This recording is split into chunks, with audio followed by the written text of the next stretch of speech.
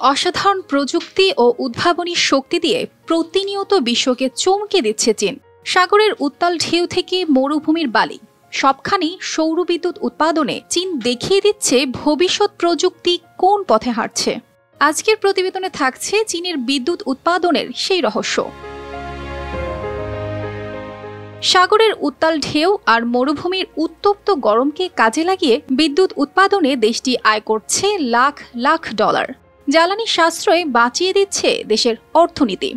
প্রথমে বলবো কিভাবে সাগর শাসন করে বিদ্যুৎ উৎপাদন করে চীন।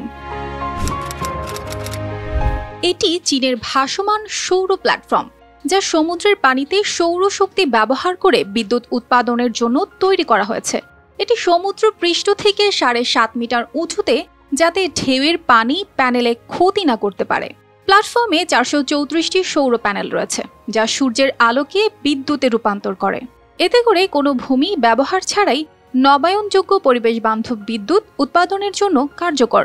প্রকল্পটি সমুদ্রের প্রাকৃতিক বড় ধরনের দুর্যোগেও অক্ষত থাকবে, তাই পরবর্তী 50 বছর এটি অনবরত বিদ্যুৎ উৎপাদন করে যাবে। Double million offer Walton fridge কিনে পেতে পারেন 20 লক্ষ টাকা, রয়েছে কোটি কোটি টাকার নিশ্চিত উপহার। এছাড়া চীনের সিংহাই প্রদেশে মরুভূমির ওপর তালাতান ফটোভোল্টাইক পাওয়ার স্টেশনও আরেকটি বিষয়। আয়তনে এটি ঢাকার চেয়েও অন্তত 3 গুণ বড় বিদ্যুৎ উৎপাদন কেন্দ্র। এখান থেকে উৎপাদিত 8430 মেগাওয়াট বিদ্যুৎ শুধু স্থানীয়দের জীবন বদলাচ্ছে না, পুরো অঞ্চলকেই পরিবেশ বান্ধব করে তুলেছে। এখান থেকে তৈরি বিদ্যুৎ মেঘলা দিন এবং রাতে পর্যন্ত উৎপাদন চালিয়ে যেতে পারে। একসময় তালাতান ছিল এক অনুর্বর মরুভূমি। বালিঝড়ের কারণে মানুষ এলাকা ছেড়ে চলে যেত, কিন্তু সৌর বিদ্যুৎ কেন্দ্র তৈরি হওয়ার পর থেকে এই এলাকা বদলে গেছে। বালির গতি 50% কমেছে, মরুভূমি সবুজ তৃণভূমিতে পরিণত হয়েছে। চীন নবায়নযোগ্য শক্তির ক্ষেত্রে যে প্রযুক্তিগত দক্ষতা দেখিয়েছে তা বিশ্বে এক দৃষ্টান্ত স্থাপন করেছে।